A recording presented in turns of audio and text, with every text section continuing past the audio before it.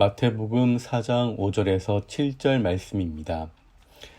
이에 마귀가 예수를 거룩한 성으로 데려다가 성전 꼭대기에 세우고 이르되 내가 만일 하나님의 아들이어든 뛰어내리라 기록되었으되 그가 너를 위하여 그의 사자들을 명하시리니 그들이 손으로 너를 받들어 발이 돌에 부딪히지 않게 하리로다 하였느니라. 예수께서 이르시되 또 기록되었으되 주 너의 하나님을 시험하지 말라 하였느니라 하시니.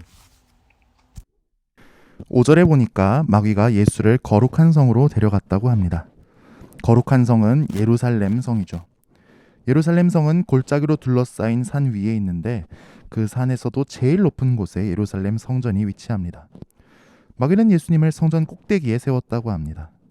그런데 성전 건물은 유럽에 있는 고딕 성당처럼 높은 종탑이 있는 게 아니고 지붕이 평평한 직육면체입니다. 그러니까 성전 꼭대기는 어디 뾰족하게 높은 곳은 아니고 평평한 지붕의 모서리인 것입니다. 간혹 보면 높은 곳을 무서워하는 고소공포증을 가진 분이 계시죠.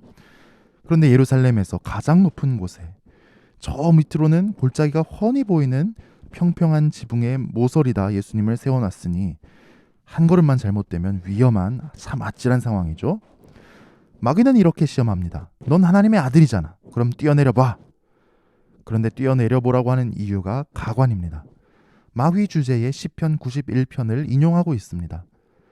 시편 91편에 보면 그가 너를 위하여 그의 사자들을 명하시리니 그들이 손으로 너를 받들어 발이 돌에 부딪히지 않게 하리로다 라고 되어 있다는 거예요. 이 말씀에서 사자라는 것은 천사들을 말하는데 그러니까 하나님이 천사들에게 명령해서 천사들이 손으로 너를 받들고 그래서 발이 돌에 부딪히지 않는다고 되어 있으니까 네가 뛰어내려도 안 다치고 살아남지 않겠느냐. 그러면서 네가 하나님 아들이니까 뛰어내려 보라고 합니다. 마귀의 말이 너무 그럴싸하지 않습니까? 성경 말씀을 가지고 성경 말씀대로 뛰어내리라고 하는데 여기다 뭐라고 해야 합니까? 이 정도 되면 마귀 말처럼 정말 뛰어내려야 하는 거 아닙니까? 게다가 성전은 늘 많은 사람으로 붐비는데 예수님이 성전 꼭대기에서 뛰어내려서 살아남는다면 사람들도 이것을 신기하게 여기면서 예수님에 대해 큰 관심을 갖지 않을까요? 이 신통방통한 장면을 본 사람들은 예수님이 하나님의 아들이라 인정하며 경배하지 않을까요? 예수님은 사역 초기부터 유명세를 얻고 많은 지지자를 얻고 큰 성공을 거둘 수 있지 않을까요? 그런데 마귀의 말에는 심각한 문제가 있습니다.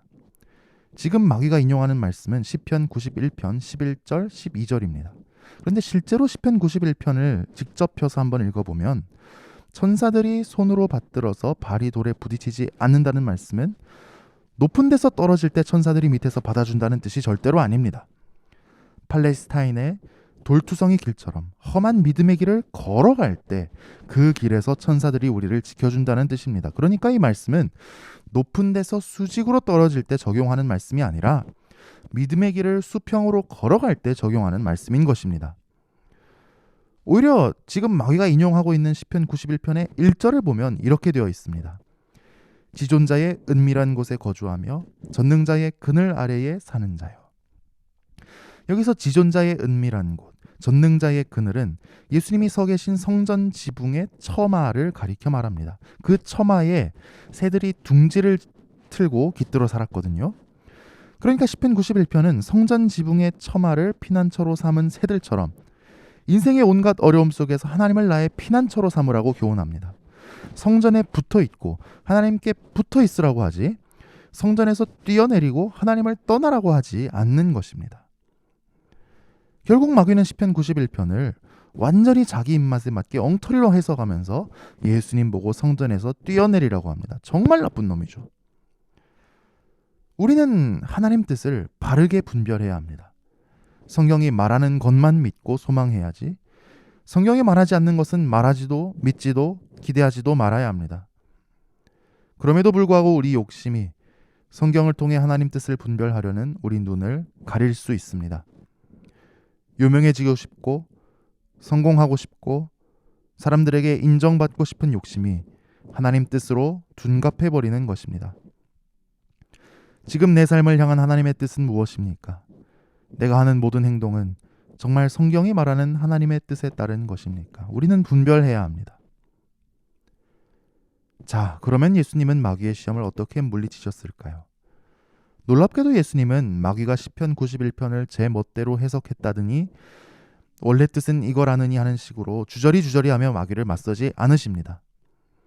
예수님은 신명기 말씀 한 구절을 인용하셔서 마귀의 시험을 간단하게 그러나 완벽하게 물리치셨습니다.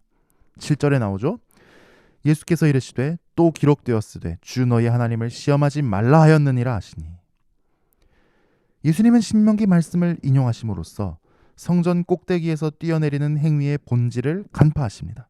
그것은 하나님을 시험하는 것입니다. 성전 꼭대기에서 뛰어내리려는 것은 하나님을 잘 믿어서 용감하게 성전 꼭대기에서 뛰어내리는 게 아니라 오히려 하나님을 못 믿어서 하나님을 시험하려고 뛰어내리는 것입니다. 만용인 것이죠. 이 분별의 시험은 오늘 본문에 한 번 나오고 만 것이 아닙니다. 예수님의 공생의 3년 동안 사탄 마귀는 계속해서 헷갈리는 질문들로 예수님을 시험했습니다. 끝내 예수님이 십자가에 달리신 그 상황에서도 사탄은 예수님이 실패하도록 시험했습니다. 사탄은 대제사장, 서기관, 장로들의 입을 통해서 예수님을 시험했습니다. 마태복음 27장에 나오죠. 그가 남은 구원하였으되 자기는 구원할 수 없도다. 그가 이스라엘의 왕이로다.